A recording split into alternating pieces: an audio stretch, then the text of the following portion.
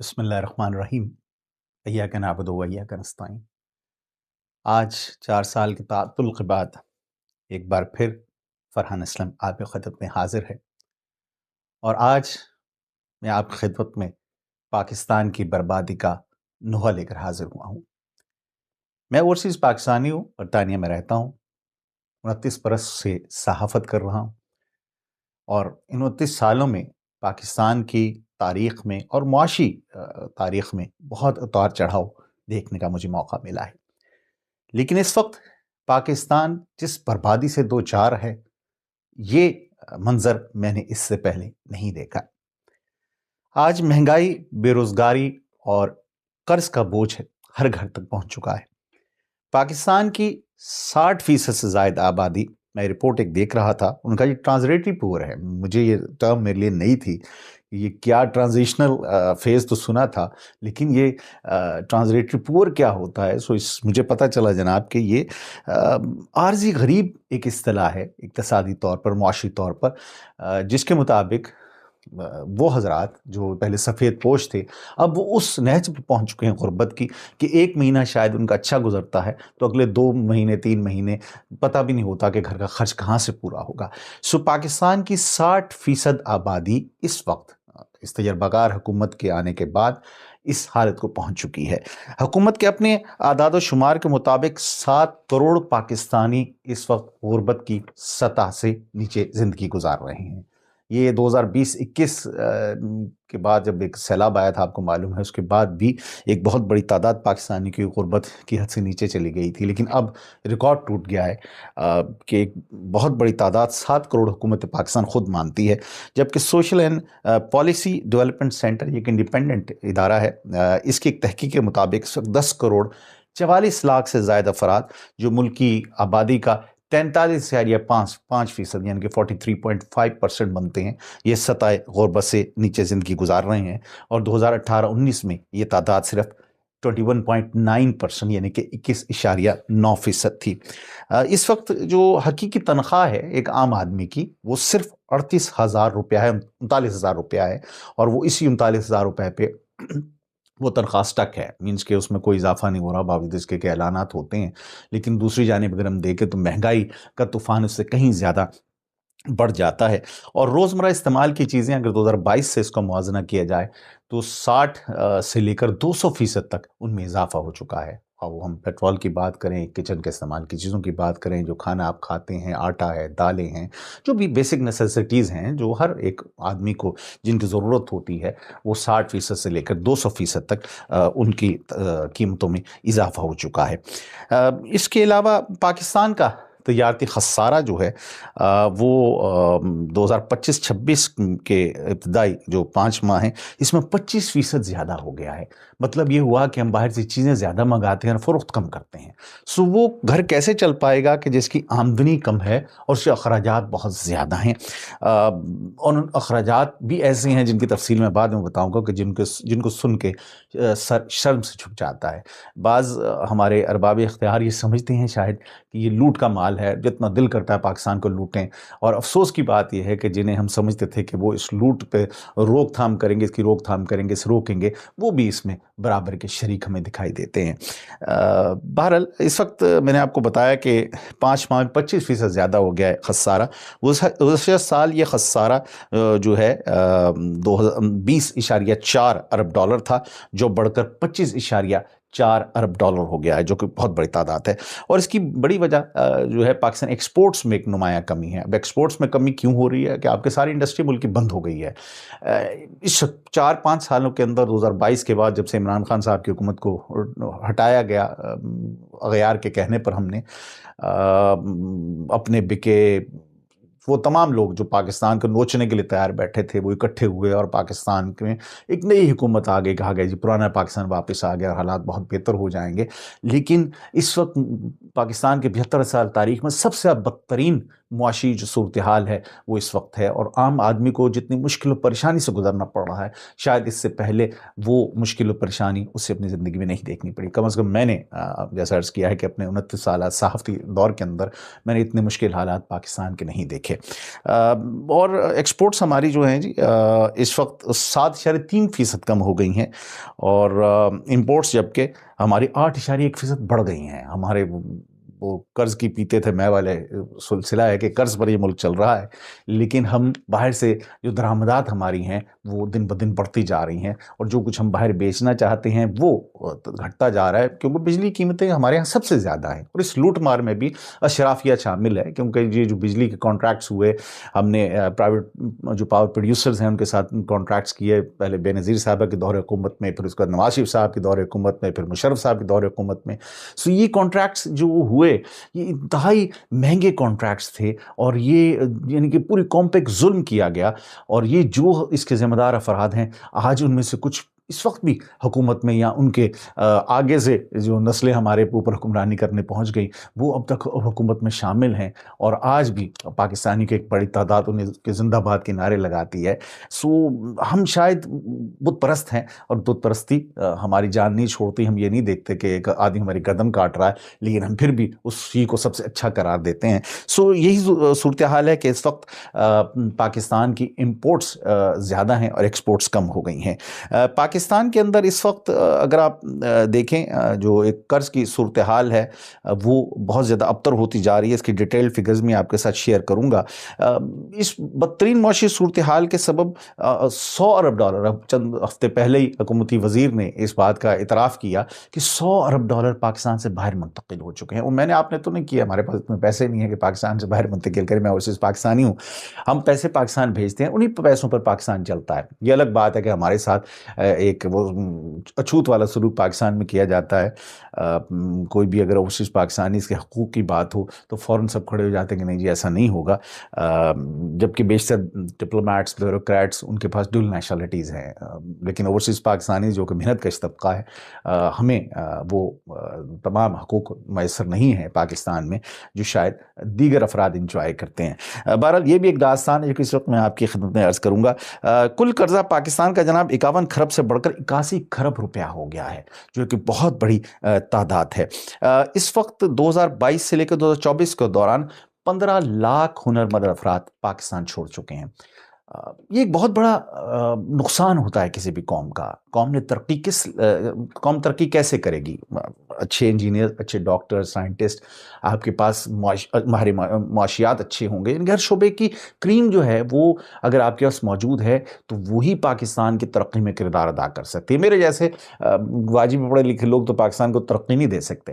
پاکستان میں جو موجود ہیں جو زندہ باد مرد آباد کے نعرے لگا رہے ہیں, یا جو بڑا خوش ہیں کہ مجھے حکم کارکردگی بڑی اچھی ہے, یا وہ صحافی جو کروڑ پتی صحافی, اب تو میں ظاہر ہے کہ صحافی نہیں بچے, وہ سپوکس پرسن ہیں سیاسی جماعتوں کے, وہ نعرے لگاتے رہتے ہیں کہ سب اچھا ہے. ان کے لیے یقیناً سب اچھا ہے, لیکن عام آدمی کے لیے اچھا نہیں ہے. اور ہمارے یہاں 15 لاکھ اگر افراد چلے گئے, برین ڈرین ہو گیا ہے, تو اس پہ حکومت خوش ہو رہی ہے کہ ہم زیادہ ایکسپورٹ کر رہے ہیں اپنے پاکستانی ہنرمند باہر, اور وہ ہمیں فارن کرنسی بھیجیں گے. لیکن آپ یہ بھی دیکھیں کہ اس میں ملک کا کس حد تک نقصان ہوا ہے کہ 15 لاکھ افراد, کسی اور ملک میں ایسا نہیں ہو رہا. پوری دنیا کا اعداد و شمار آپ اٹھا لیجئے, لیکن یہ صرف پاکستان کے ساتھ ہے. اکنامک گروتھ پاکستان کی اس وقت حقیقی صرف 2% ہے. 3.5% فورکاسٹ تھی اپریل کے مہینے کی کہ جی یہ اتنا اس میں اقتصادی یا معاشی ترقی ہوگی, جو اس وقت صرف 2% کے اوپر ہے, جو انتہائی کم ہے. اور یہ کووڈ کے باوجود 4.78% پہ تھی 2022 میں. 2022 کی اگر بات کریں, میں اس لیے موازنہ کر رہا ہوں کہ وہ ایک منتخب حکومت تھی, اور اب جو حکومت آئی ہے جیسے اس کا انتخاب ہوا ہے, مجھے اس بارے میں کوئی کہنے کی ضرورت نہیں. اب تو اپنے منہ سے وہ بتاتے ہیں کہ کیسے وہ منتخب ہو کر آئے ہیں. لیکن یہ اس کی صورتحال ہے جو میں آپ کی خدمت میں پیش کر رہا ہوں کہ اس وقت ملک کی ترقی کا کیا حال ہے. موجودہ حکومت کے پہلے 2 سالوں میں قرض میں 15,072 ارب روپے کا اضافہ ہوا ہے. ایک بہت بڑی تعداد ہے یہ. مارچ 2024 سے فروری 2026 میں روزانہ تقریباً 21 ارب روپیہ ڈیلی کے حساب سے ہم ادھار لے رہے ہیں اپنے روزمرہ معاملات کو چلانے کے لیے. یہ روزانہ کی بات ہے. اور اس کے علاوہ فروری 2024 میں 64,810 ارب روپے تھا, جو کہ اب بڑھ کر 79,000 یعنی کہ 79,882 بلین روپیز تک پہنچ چکا ہے. یہ اس وقت سچویشن ہے جو قرض کی جو ہم لے رہے ہیں. اور اپریل 2026 میں اب یہ 81,400 بلین یہ ہو گیا ہے, کہ گزارے اس میں روزانہ کے حساب حساب سے جب میں آپ کو بتا رہا تھا کہ 21 ارب روپیہ حکومت لے رہی ہے قرض میں، تو اس کے بعد یہی صورتحال ہوگی۔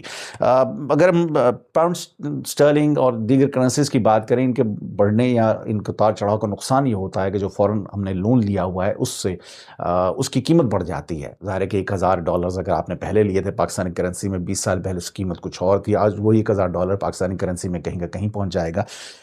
2022 میں 182.54 ایوریج پرائس تھی ڈالر کی، جو کہ اب بڑھ کر $278.79 ہو گئی ہے، 278.79۔